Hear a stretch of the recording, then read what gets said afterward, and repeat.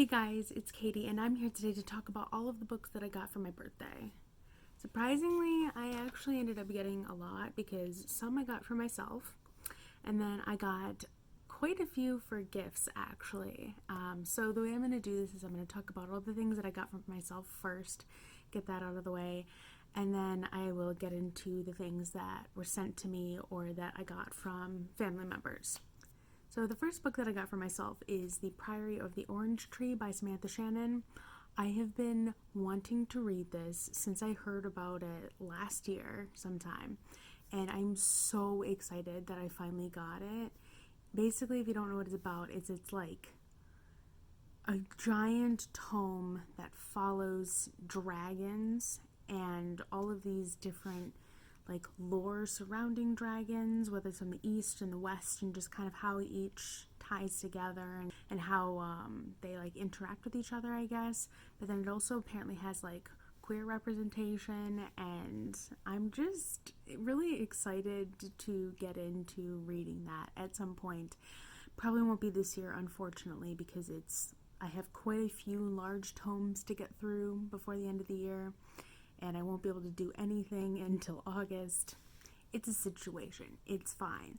But I'm finally glad that I have that book on my shelf. Then the next book I got is called Sins of Empire by Brian McClellan. And honestly, I don't know too much about this one. It seems to have some like ships in it based on the cover and kind of more like great characters and pirates. And I learned about it from Triumphal Reads a while back. And I think, if I remember correctly, he really liked it. And it just sounds like something that I would really enjoy. And you guys know I'm garbage for all things sea things and ship things. So I was like, yeah, we're going to get that one too. So got that one. The next is called Blood Song by Anthony Ryan. And the little that I know about it is it's like been compared to Game of Thrones, and I generally like things like Game of Thrones and A Song of Ice and Fire and things of that ilk, and it just sounds really intriguing, so I figured I'd give that one a try. So I'm glad I got that one. Sounds intriguing. Looking forward to it. This one I got is The Girl with the Red Balloon by Catherine Locke, and this one has been kind of making the rounds through BookTube, it seems like. Kara from Wild Book Garden read it, and she's kind of the one who gave me the final push to give it a chance. I also know that Gabby Arnault from Gabby Arnault has read it as well. And basically, it's a historical fiction where like this family, I think it's in present day, they grab a balloon and it transports them back to World War II during the time of the Holocaust. And it's just kind of like about their journey and their adventure while they're there, and I think trying to help a bunch of people or something. I don't know. I just really enjoy historical fiction, and I haven't read too much World War II historical fiction lately. And I don't know, as sad as I think it's going to make me, because I've heard it's a really, really sad book, I'm really looking forward to it, and I think I'm going to like it. And the next one I got is The Halfdrowned King by Linnea Hart-Sutkar. I'm a little rusty on my Scandinavian names. It's been a couple of years since I was in at my college, which is very Norwegian-centric based, whatever. But that one is basically, I think it's a retelling, or it's just a mythological story that is based in Norse things. And as we know, I'm all about the mythological retelling things, and I just love mythology-based fantasy. I just need more of it, honestly. Like, we've got all of Rick Riordan stuff, and I'm planning on getting to those, but like, there are very few books that are actually Norse-centric when it comes to mythology-based fantasy, so I'm just like ready for that. So definitely excited for that one. And then the next one I got is The Descendant of the Crane by Joan Hay. Hope I'm saying that correctly. And the little that I know about this is that it is an Asian-based fantasy, and it's supposed to be incredible. I've heard a lot of really great things about it. I've heard a lot of hype surrounding it, so I'm like a little hesitant, but at the same time, like, my need for diverse fantasy is greater in some ways than the need for like hyped books, whatnot. I've heard a few mixed things, but I haven't seen too many own voices stuff about it. And one day I would like to dig a little bit deeper before I launch into it, but I'm still planning on reading it anyway because the premise does sound really interesting and like something that I'd enjoy. So I'm excited to finally start diving into that aspect of diverse fantasy. And then the last book that I got for myself is The Binding by Bridget Collins, and honestly, I'm super excited about this book. I heard about it on Huck's channel, Badger Reads, and she had nothing but phenomenal things to say about it, and it just sounds so incredible. I think I might be getting it screwed up with ink a little bit, but I think the premise is similar, where it's like every memory you have gets bound into a book, and something happens with, I don't remember like all the fuzzy details, but it is definitely something to do with memory and people's memories being written down or documented in books of some kind, and it's kind of like your life story. And just me being who I am with the memory situation, I'm just really into memory stories like that. I don't know, they just sound super interesting to me, and I just cannot wait to dive into that at some point in the very near future because it sounds incredible. Now getting into the things that I got as gifts. I will not say the words this book was gifted to me because I just don't like that sentence structure. It's just a little weird thing that I've got. It just doesn't sound right to me, so I'm just going to say this was sent to me or I got this as a gift. Just period. Okay, that's my little mini tangent. But I've got 5 books that I got as gifts. A couple of them were from actually YouTube friends, and I will thank each of them as I talk about their book. But I do want to put a disclaimer that I'm incredibly grateful for the gifts that were sent to me, but you are under no obligation to send me things. I don't want this to be kind of like a thing where it's like me being, more grateful for one friend over another. I'm really not. I'm truly grateful for the friends that I made here, and honestly, the conversations and the connections that I've made with all of you mean more to me than getting anything. So just know that I really love the friendships that I've made here with you guys. I don't care that it's like 5 people. Like, I really, really do love the friendships that I've made here. So that out of the way, let's get into talking a little bit about the books that I got.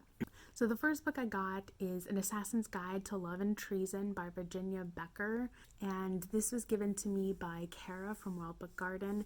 Thank you so much for sending this to me, Kara. I am super excited to read it, and I just thank you. It means a lot to me that you sent me that.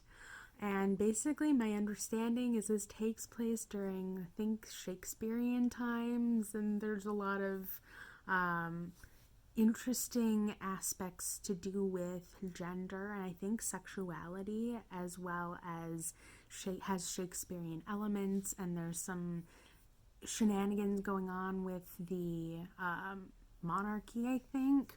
I don't know. It just sounded really, really awesome when I heard her talk about it, and I'm pretty sure she's one of the few people I've heard talk about this book.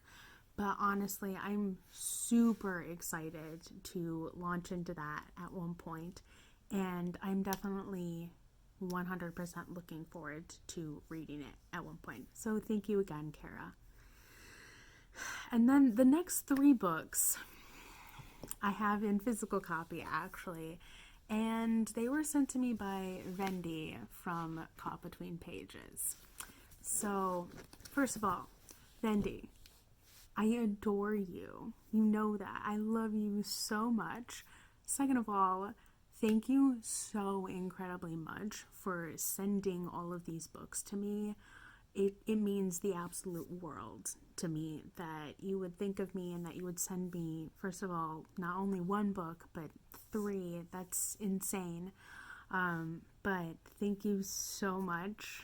I am so incredibly grateful and excited to read these or reread them, because we'll get there in a minute. But it really means the world to me that not only would you send me something for my birthday, but also as kind of like a belated graduation celebration gift thing. Just thank you so much.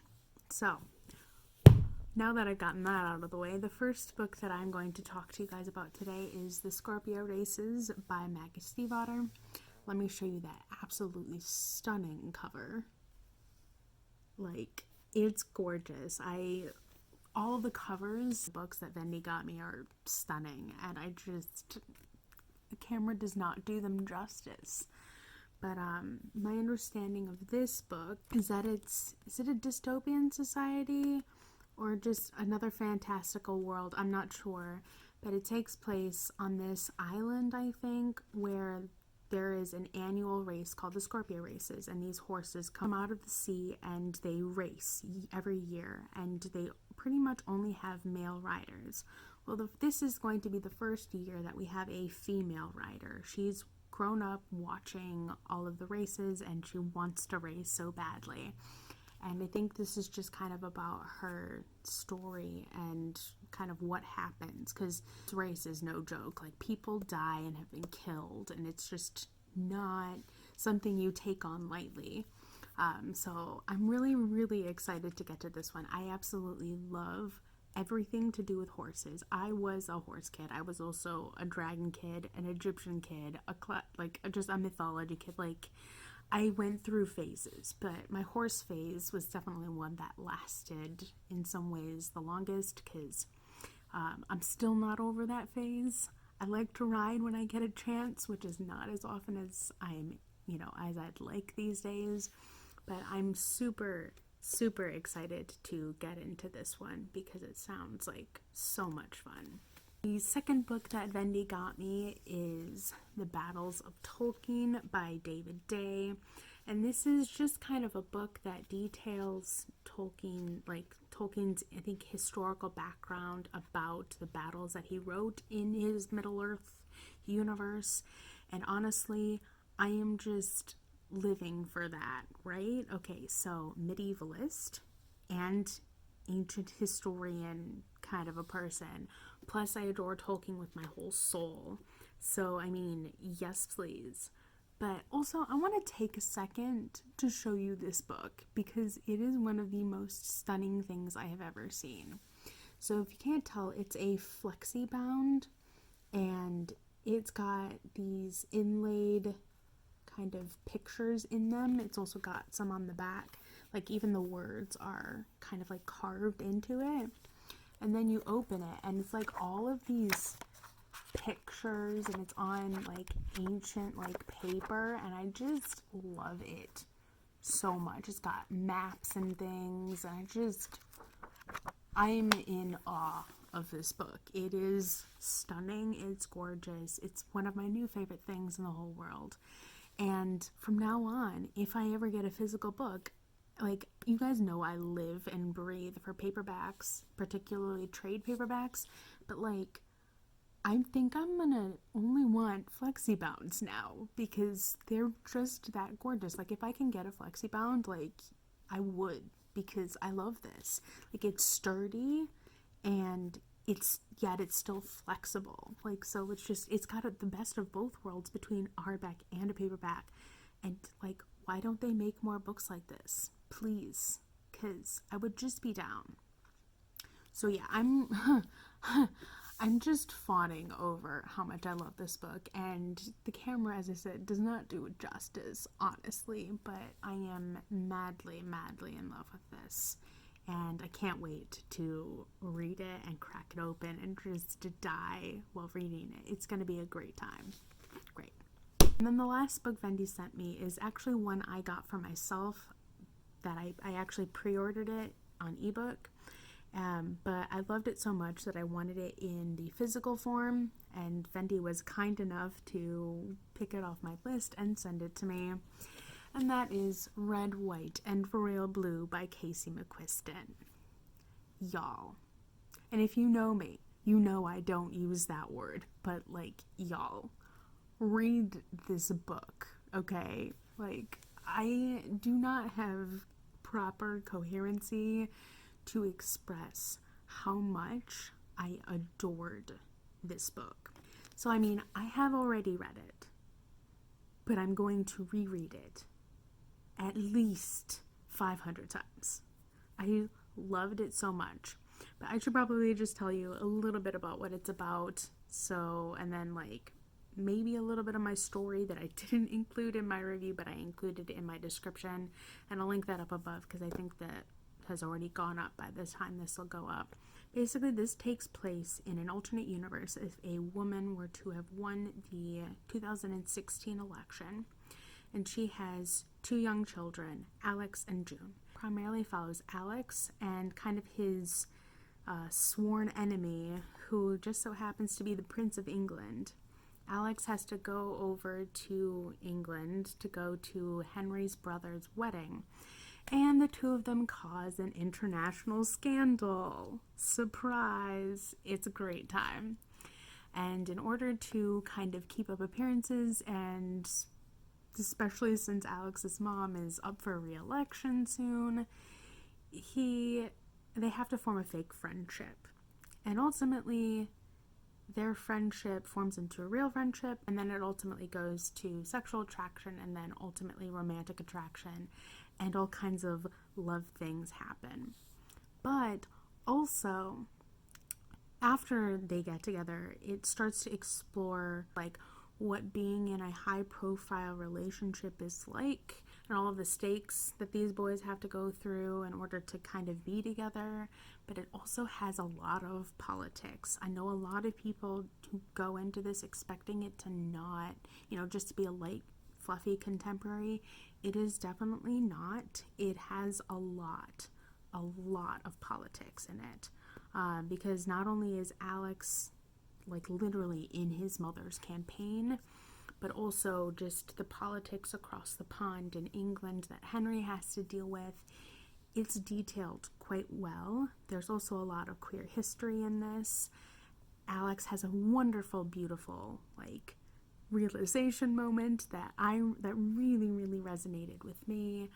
And I know I'm like reviewing this book, sort of, but at the same time, like, you guys just need to understand why I love this. So on top of all of that, and all of that, like, gorgeousness, Alex is also a biracial character. Alex and June are biracial, and that's, like, really awesome as well. But also, this is extra personal for me in some ways, I think, than some other people. Did Alex's realization really, really resonate with me because it was very similar to my own, but not at all the same. Yeah, it's complicated. Feel free to DM me if you want to know about my story, because I'm definitely very open about it. But not only did we have that, but also I am like 10 million % Henry, but also like a lot of Alex. So I was able to just see a lot of my personality in this book as well. And then finally, the politics stuff and the fact that Alex kind of realized his career path, and the career path that he chose to take hit very, very close to me, because I was reading this as I was, finishing up my schooling, and he was just kind of getting ready to start his schooling. You guys that might be a heavy hint as to what he's going into, if you guys know what I'm studying or was studying. But I just really enjoyed that. And then last, this is not something a lot of people know about me because just it's not really a thing about me anymore, but I used to want to go into politics. When I was in 7th grade, I went down to my state's capital, and I actually got to meet a few politicians while I was down there, and he was an interesting fellow. But I very clearly, like, when he asked me which party I identified with. I clearly told him I was an independent. And he was like, oh, you're one of those people. You're the people I actually have to work hard to, get over into my aisle. And I just remembered being so excited about that, and just my love for learning the Constitution and all about our government system and everything was just so strong. And I just wanted to go into politics. And then I grew up and got older, and then I just realized that politics is not for me at all. And now I really want nothing, and I mean nothing, to do with running for a political office ever. Like, it's just, I'm not cut out for that. But this book really rekindled that love in a lot of ways that I don't think a lot of other people resonated with exactly. But it's just making me want to get involved, like in the upcoming election somehow. Like, I want to get more involved. And I think now that I'm done with school and I'll hopefully be done with the bar and not have to do it ever again, that I will be able to get more politically involved. And it's all due to this book rekindling things that I hadn't thought about in a long time. And I just really loved how much of an impact this book had on me. Like, I hadn't had a book have this big of an impact on me in a long time. I mean, The Realm of the Elderlings, obviously, but I mean, there were a few others in there that had an impact on me, or were really, really important to me. But the fact that this book literally imprinted on me, it was just a really big deal. And I just loved all of it. I mean, the romance was really well done. It made me realize that, well, I am very, very, very single. That love is real. And just Casey did such an incredibly good job with this. And I really can't wait to see what else she puts out. But I would highly, highly, highly recommend reading this book. It's not YA, just so you know. It's new adult, which does not get nearly as much recognition as it should. And it does have sexual content in it, but I think that if you can get past it, because it's not while it is important to the book, it's not the only thing about it. The romance is not the only thing about this book. There's so much more. There's so much more to it. And just read it. It's everything, honestly. It's definitely vying for my top spot for the year, for my favorite book of the year. So if that doesn't sell you, I don't know what will. But yeah, I have this book in ebook form. I should have added it to the books that I got for myself, because I did technically get it for myself. But then Vendy sent me this copy, so I figured I'd just kind of combine them here. But I absolutely loved this book, and you should read it. I'm just gonna zoom in real quick there. All right. Moving on to the last book that I got. I actually don't have it because it's not out yet, but my family, because I don't know who actually did it, but my family got me, or pre-ordered for me, the Assassin's Apprentice Illustrated Edition that's coming out on October 1st. And we do have an image, so I'm gonna, do my typical insert image here. But I'm so excited for that. I mean, I am a little hesitant because I tend to not love illustrated editions for books, especially since I've created the world and visualized how the character should be in my own head. But then again, I've got the coloring book and I've seen so much fan art that it's kind of been colored a little bit. So I think I'm going to really enjoy the illustrated edition. Will I cry? 100% guaranteed. Seeing the story in visual format is going to destroy me even more. It is literally 100% guaranteed. But I'm so excited to get that book in my hands, and I can't wait for it to get here. and I don't care that I have to wait several months because I'll be done with the bar, and hopefully I'll have my results by then. And yeah, it'll be a good time. It'll be a nice way to maybe celebrate. I don't know, I might save it because I'm planning on doing a reread of them at some point in the future. But anyway, those are all the books I got.